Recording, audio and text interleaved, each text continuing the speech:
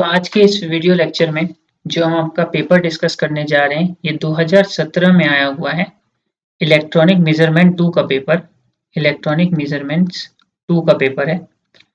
ये paper 5th same electronics वालों को आया है, 5th सेम ईसी वालों के लिए है। इससे पहले अगर आपको वीडियो हमारा इन्फॉर्मेटिव लग रहा हो और आप कुछ सीख रहे हो हमारे वीडियो से, तो हमारे चैनल को ज़्यादा से ज़्यादा सब्सक्राइब करें,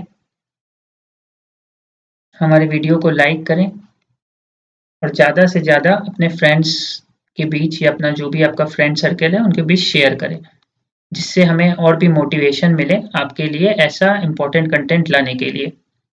तो अब डिस्कस करना स्टार्ट करते हैं paper.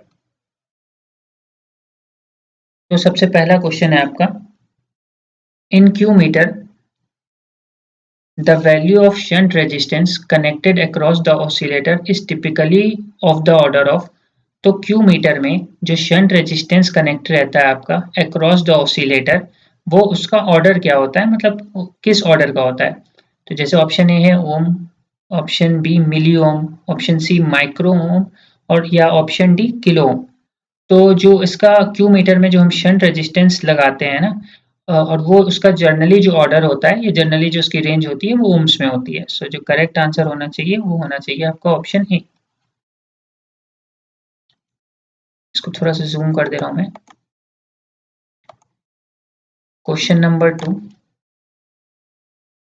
In a compensated shunt type peak reading VTVM, a bucking battery with a series adjustment resistance is used for option A providing power for the circuit, option B zero setting, option C the purpose of amplifying low level signal या option D all of the above। So question है कि किसी भी compensated shunt type peak reading VTVM में baking battery जो use होती है with A series adjustment resistance, वो किस वजह से यूज होती है। ठीक है, तो इसमें ये भी ऑप्शन आपका सही है, बी भी सही है, सी भी सही है। सो जो करेक्ट आंसर होना चाहिए इसमें वो होना चाहिए आपका option D, all of the above. ठीक है, correct answer is option D. Question number 3, in A signal generator उसके बाद 4 ऑप्शन है। क्या होता है, एनर्जी क्रिएट होती है, एनर्जी जनरेट होती है, एनर्जी कन्वर्ट होती है डीसी टू एसी एट किसी पर्टिकुलर फ्रीक्वेंसी पे या एट स्पेसिफिक फ्रीक्वेंसी, या option D all of the above. So जो इसका करेक्ट आंसर होगा आपका वो होना चाहिए option C, energy is converted from DC to AC at specific frequency.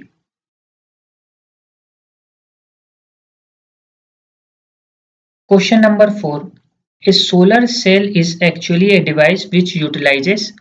तो एक सोलर सेल एक आपका डिवाइस होता है जो मतलब किस इफेक्ट पे वर्क करता है या कैसा यूटिलाइज होता है। सो जो ऑप्शन ए है आपका वो है photo conductive effect, option B है फोटोवोल्टिक इफेक्ट। ये 2 ऑप्शन हो गए आपके।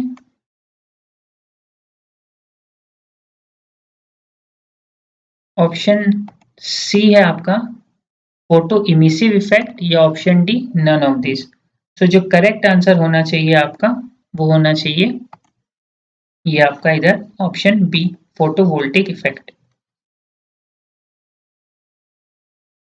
ठीक है, तो 4 का जो करेक्ट आंसर होना चाहिए वो होगा आपका ऑप्शन बी, फोटोवोल्टिक इफेक्ट। अब फोटोवोल्टिक इफेक्ट को मैं यहाँ पे ज़्यादा एक्सप्लेन मत नहीं कर रहा हूँ, बेसिकली सिर्फ सॉल्यूशन बताते चल रहा हूँ। Question number 5, LEDs are fabricated from. तो फ्रॉम होगा, तो एलईडी कौन से मटेरियल से फैब्रिकेट किया जाता है। Option A silicon, option B germanium, option B gallium arsenide या option D none of this. तो हमेशा ध्यान रखिएगा एलईडीज कभी भी सिलिकॉन या जर्मेनियम से फैब्रिकेट नहीं किया जाता है। ठीक है, ये मैंने पिछले वीडियो में ही बता रखा हूँ आपको इसका रीजन क्यों नहीं किया जाता है सिलिकॉन और जर्मेनियम से। और जो जैसा मटेरियल हम रखते हैं उस प्रकार की लाइट एलईडी मतलब जनरेट करता है। ठीक है, तो जनरली गैलियम आर्सेनाइड, चाहे गैलियम आर्सेनाइड हो गया, गैलियम फॉस्फाइड हो गया, ठीक है, इन सारे मटेरियल से ही एलईडी फैब्रिकेट की जाती है। क्योंकि जो एनर्जी रिलीज होती है जब कोई भी इलेक्ट्रॉन वैलेंस बैंड से कंडक्शन बैंड में जाता है, उसके बाद कंडक्शन बैंड से वापस जब आता है तो जो एनर्जी रिलीज होती है तो इन मटेरियल्स में वो लाइट के फॉर्म में इमिट होती है। जबकि सिलिकॉन और जर्मेनियम में जो एनर्जी रिलीज होती है वो आपका हीट के फॉर्म में होती है। सो जो करेक्ट आंसर होना चाहिए वो आपका होना चाहिए ऑप्शन सी, गैलियम आर्सेनाइड। अगर गैलियम आर्सेनाइड नहीं हो तो गैलियम फॉस्फाइड भी आप यूज कर सकते हो। Question number 6, the main drawback of digital system is that, कि जो मेन ड्रॉबैक होता है डिजिटल सिस्टम का वो क्या होता है? It is difficult to design, it is not a precise system, the real world is mainly analogue, और चौथा ऑप्शन क्या है? Option D, digital circuit are prone to noise. तो जो मेन ड्रॉबैक होता है डिजिटल सिस्टम का वो ये होता है, जो इसका करेक्ट आंसर होना चाहिए वो होगा आपका option C, the real world is mainly analog. ठीक है, the real world is mainly analog, तो correct answer is option C. Question number 7, the photovoltaic cells have the advantages of, तो फोटोवोल्टिक सेल्स का क्या एडवांटेज होता है? Option A है capability of generating voltage without any bias, option B है extremely first response, ठीक है fast response होगा, option C capability of satisfactory operation over a wide range of temperature, या option D all of the above. तो जो correct answer होगा इसमें, देखिए अब जो फोटोवोल्टिक सेल होती है, यहाँ जो ऑप्शन है आपके ए भी सही है, बी भी सही है, सी भी सही है, so the correct answer is option D, all of the above. In wire-wound strain gauges, the change in resistance under strained condition is mainly on account of, तो जो वायर बाउंड स्ट्रेन गॉजेस होते हैं इसमें जो रेजिस्टेंस में change आता है वो किस वजह से आता है? ऑप्शन ए है change in diameter of wire, option B change in length of wire,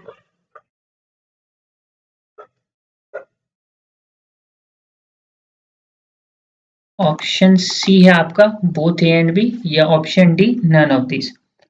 तो ये जो 8th क्वेश्चन था आपका, इसका जो करेक्ट आंसर होना चाहिए वो होगा option C, both A and B. ठीक है, तो क्वेश्चन फिर से मैं पढ़ दे रहा हूँ कि वायर बाउंड स्ट्रेन गॉजेस में जो रेजिस्टेंस में चेंज आता है वो किसकी वजह से होता है? अगर डायमीटर में चेंज हो जाए या जब आपकी लेंथ ऑफ वायर में चेंज हो जाए, तो दोनों सही है, इसलिए जो करेक्ट आंसर होगा option B, sorry option C, both A and B. ठीक है, क्वेश्चन नंबर 9,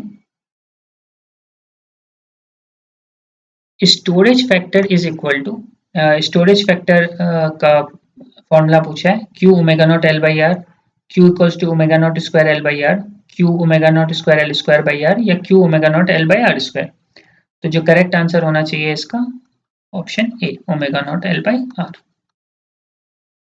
इस सिंक्रो इज यूज टू, अब सिंक्रो किस लिए यूज होता है? Accelerate a rotating shaft, convert an angular position of shaft into electrical signal, option C convert linear motion into angular motion, या option D none of this. ठीक है, तो ये चार ऑप्शन थे आपके, तो जो इसका करेक्ट आंसर होना चाहिए वो होगा आपका option B, convert an angular position of shaft into an electrical signal. So correct answer is option B. Question number 9, sorry 11. In a RC phase shift oscillator, the minimum number of RC network to be connected in cascade will be, तो RC phase shift oscillator में जो आपका minimum number of RC network होना चाहिए, जो cascade में लगना चाहिए, वो कितना होना चाहिए? 3। So correct answer is option C, क्योंकि आपको पता है कि ऑसिलेटर्स में हमें बारखाउसेन क्राइटेरिया सेटिस्फाई करनी पड़ती है, जिस बारखाउसेन क्राइटेरिया क्या होती है कि जो मैग्नीट्यूड ऑफ लूप गेन होना चाहिए आपका वो यूनिटी होना चाहिए, और दूसरा जो फेज होना चाहिए वो 0 डिग्री या 0 डिग्री या 360 डिग्री होना चाहिए। ठीक है, तो जो आरसी फेज शिफ्ट ऑसिलेटर हम यूज करते हैं उसमें जो टोटल फेज शिफ्ट होता है वो हम 360 डिग्री मेंटेन करते हैं।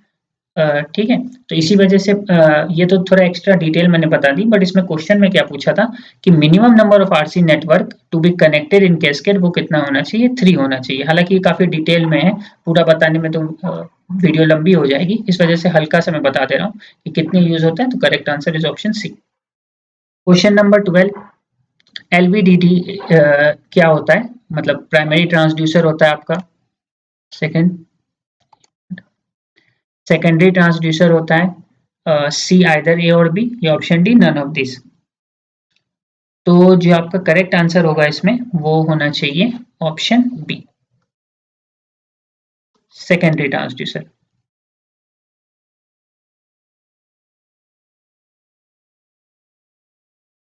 Question number 13,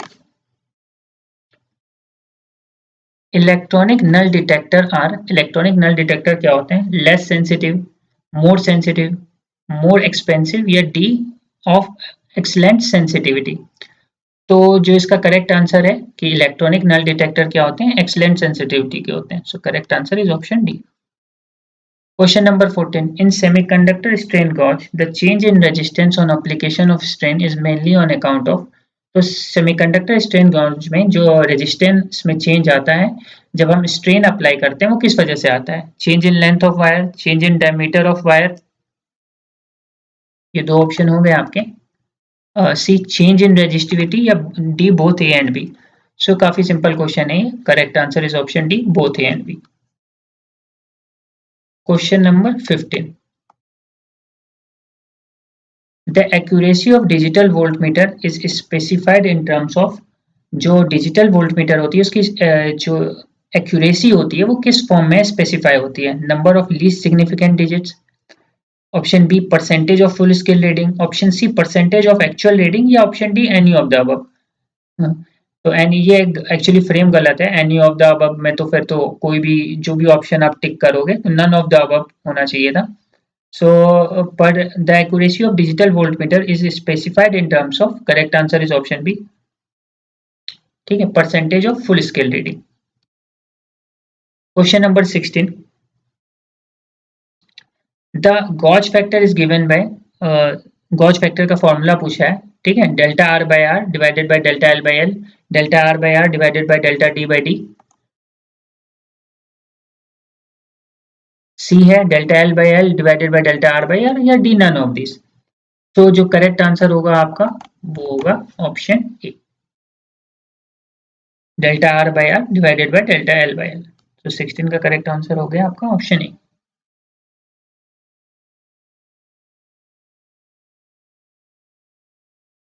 question number 17, in electronic ohm meter an op amp is used as multimeter, buffer amplifier, summer या इंटीग्रेटर। तो इलेक्ट्रॉनिक ओम मीटर में op amp का पर्पस पूछ रहा है, तो जो करेक्ट आंसर होना चाहिए option B buffer amplifier. Question number 18, which of the following is not a transducer. तो इसमें से कौन सा ट्रांसड्यूसर नहीं है? स्ट्रेन गॉज, माइक्रोफोन, पोटेंशियोमीटर या थर्मोकपल। सो जो करेक्ट आंसर होगा इसका वो होगा आपका option C potentiometer. Question number 19, thermistor are used as basic sensing element in a. तो थर्मिस्टर बेसिक सेंसिंग एलिमेंट्स किसमें यूज होता है, मतलब are used as basic sensing elements in a. तो थर्मिस्टर बेसिक सेंसिंग एलिमेंट या sense करता है, आपको पता ही है टेम्परेचर को, टेम्परेचर सेंसिटिव एलिमेंट है। तो लेकिन यूज किसमें होता है? Option A average responding electronic voltmeter, option B peak to peak responding electronic voltmeter, option C true RMS responding electronic voltmeter या option D both A and B. Correct option is option C true RMS responding electronic voltmeter. Question number 20, most of digital instruments are essentially, ज्यादातर digital instruments क्या होते हैं? AC instruments, DC instrument, C both A and B या D none of this. सो जो इसका correct answer होना चाहिए, देखिए ज्यादातर डिजिटल इंस्ट्रूमेंट जो होते हैं ना आपके एसी यूज होते हैं। सो correct answer is option A AC instrument. तो ये आपके 20 आपके ऑब्जेक्टिव क्वेश्चंस डिस्कस हो गए, ठीक है। और अगर आपको ये पेपर डाउनलोड करना है तो हमारे टेलीग्राम चैनल पे है, प्रेजेंट है। आप हमें वहाँ टेलीग्राम पे भी फॉलो कर सकते हो, लिंक कमेंट सेक्शन के सबसे पहले कमेंट में रहेगा। और अगर आपको ये वीडियो इन्फॉर्मेटिव लग रही हो तो हमारे चैनल को ज़्यादा से ज़्यादा सब्सक्राइब करें, लाइक करें इस वीडियो को और ज़्यादा से ज़्यादा शेयर करें। Thanks for watching.